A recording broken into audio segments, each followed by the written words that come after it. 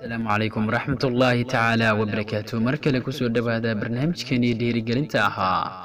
قصو عجيبة أو حكمة له فضلن دقيسو خسادان وحوسي آده وجعلا حاسكيسا ووحي هستين لبو عرورة وحكستو وأبوذو وسين جري بلسي حاسكيسو مرنبا مقصودكو ماهين inkastoo ninku uusan taajir ahayn haddana wuxuu la wadaagi jiray wax kasta uu heli karay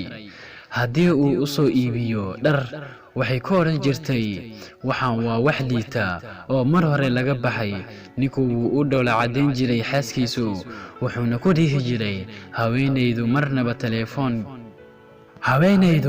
marnaba telefoonka ma wici jirin ilaa mar ay wax ka codsanayso maahe haddii uusan fulin karin codsiga waxa kaliya ay sameyn jirtay waa inay murantaa maalmo marmarna dagaalanto galab isagoo shaqadiisa ka soo rawaaxay ayuu u soo iibiyey hal kili oo hilib ah isagoo faraxsan oo isla xaaskaaga ka yaabi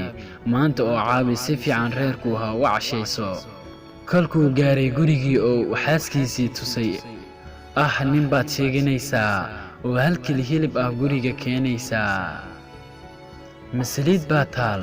ama wax kale oo lagu daro kadibna bannaanka ayay ku tuurtay hilibkiigii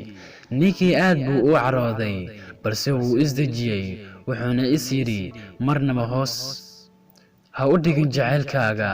aad reerkaaga u qabto maalin ayuu xanuun badan ka dareemay cagta bidixda kadibna buro weyn ayaa ka soo baxday 3 bilood kadib markii ay aad u weynaatay xanuunkiina ku batay ayuu cisbitaal tegay waxaana laga helay kansar wuxuu ahaa sabool aan awoodin daryeel caafimaad oo wanaagsan inkastoo aad u xanuunsanaa haddana wuxuu isku dayay wax kasta uu awoodo inuu reerkiisa qoodiyo 2 sano kadib xaaladiisa waxay ka sii dartay xaaladiisu waa ay ka sii dartay waxaana la dhigay cisbitaalka lugta ayaa qaliin lagu sameeyey oo waa laga jaray laakiin nasiib daro waxay ahayd xilli dambe fayraskii wuxuu saameeyey jirkiisa oo dhan wuxuu u yeeray xaaskiisa si uu ula dardaarmo wuxuuna ku yidhi xanaane oo daryeel carruurta waxaan dareemayaa inaan adduunka ka socdo allah idin dhowro wuxuuna neefsaday tiisii u dambaysay wuuna geeriyooday haweenaydii iyo 2diisa carruur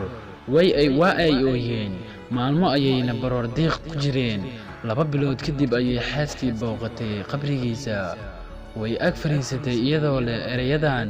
jacaylkaygii wax kasta oo wanaagsan waad ii samaysay waxaad iila dhaqantay si sare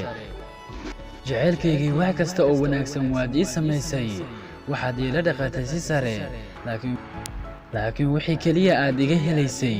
waxay ahayd muran iyo dagaal aan dhammaad lahayn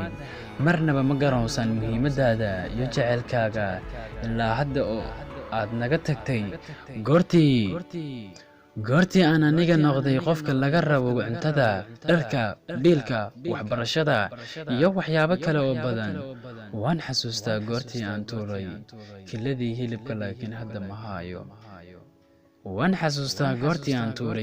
hilibka laakiin hadda ma hayo